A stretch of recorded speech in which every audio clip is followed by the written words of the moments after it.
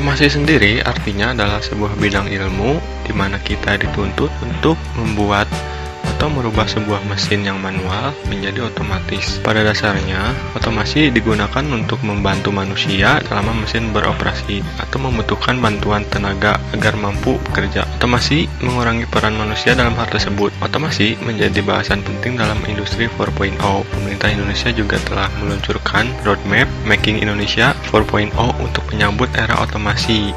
Otomasi memiliki potensi untuk merevolusi jenis-jenis industri di Indonesia, termasuk kuliner, otomotif, tekstil, elektronik, dan bahan kimia. Inovasi teknologi saat ini menawarkan peluang bagi bisnis untuk menjadi tetap kompetitif di tengah meningkatnya biaya operasional dan pergeseran tuntutan ekonomi. Banyak perusahaan telah mengadopsi proses otomasi dan memperoleh manfaatnya. Proses otomasi yang telah banyak diterapkan perusahaan saat ini yaitu Robotic Process Automation atau RPA, Workflow Automation, dan Document Generation.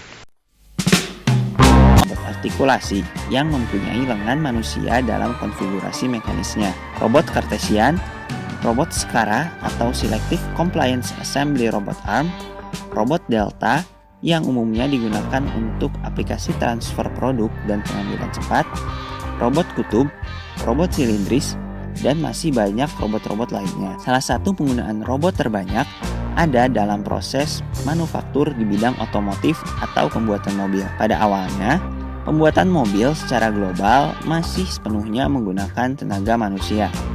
Namun, seiring perkembangan zaman, pembuatan mobil sekarang banyak yang menggunakan robot untuk membantu pekerjaan manusia. Contohnya, robot semakin banyak diperkenalkan di perusahaan manufaktur pembuatan mobil di Jerman, dengan 60 hingga 100 robot tambahan per 1000 pekerja yang dipasang antara tahun 1994 dan 2014.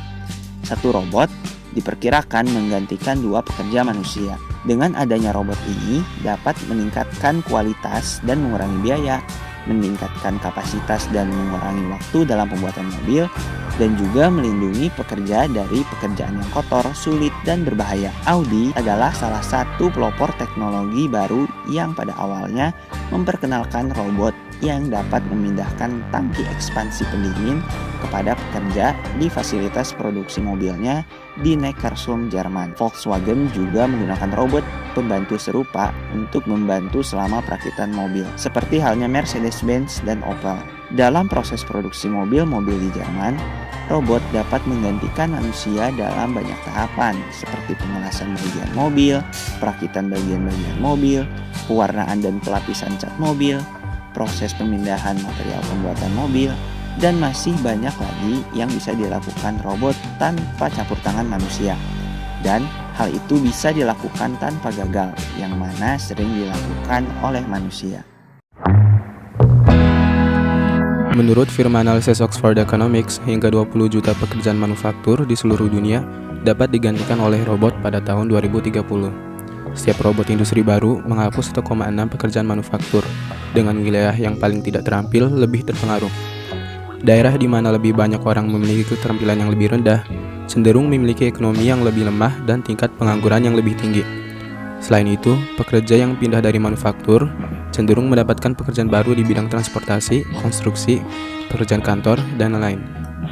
Semakin berulang pekerjaan itu, semakin besar risikonya untuk dihapuskan. Rata-rata, setiap robot tambahan yang dipasang di wilayah berketerampilan rendah dapat menyebabkan hilangnya pekerjaan hampir 2 kali lebih banyak daripada di wilayah berketerampilan lebih tinggi di negara yang sama, memperburuk ketidaksetaraan ekonomi dan polarisasi politik. Melihat robot yang juga bergerak ke industri pelayanan, laporan itu mengatakan bidang tersebut akan memiliki dampak paling besar, terutama di Cina di mana jutaan pekerja dapat tergantikan.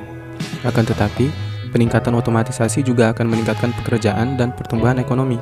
Generasi sekarang yang membentuk 27% dari tenaga kerja manufaktur tidak tertarik untuk mengisi lowongan yang tersedia.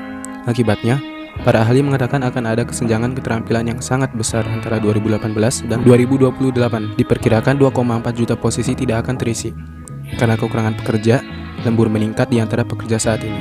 Waktu siklus untuk proyek manufaktur pun meningkat tanpa pekerja untuk mengoperasikan peralatan, waktu henti, dan utilisasi mesin juga meningkat. Sementara pekerjaan yang membutuhkan lebih banyak kreativitas atau kecerdasan sosial akan terus dilakukan oleh manusia untuk beberapa dekade yang akan datang. Solusi dari permasalahan tersebut, para petinggi negara dan perusahaan sedang mencari solusi untuk memecahkan masalah tenaga kerja manufaktur, mulai dari menawarkan gaji lebih, bonus meningkat, posisi paruh waktu, dan waktu fleksibel, dengan harapan mereka akan tetap bisa bekerja setelah mencapai usia pensiun. Selain itu, mereka juga membentuk kemitraan dengan sekolah kejuruan dan teknik, menawarkan program magang atau bermitra dengan sekolah untuk program magang. Banyak yang mencoba memikat kandidat dengan fasilitas tingkat Silicon Valley. Mereka juga melakukan yang terbaik untuk mengubah persepsi pekerjaan manufaktur. Ini sangat penting karena banyak pekerjaan manufaktur sekarang membutuhkan keterampilan teknis tingkat lanjut. Tantangan bagi pemerintah adalah bagaimana mendorong inovasi yang dijanjikan robot sambil memastikan mereka tidak menyebabkan perpecahan baru di masyarakat.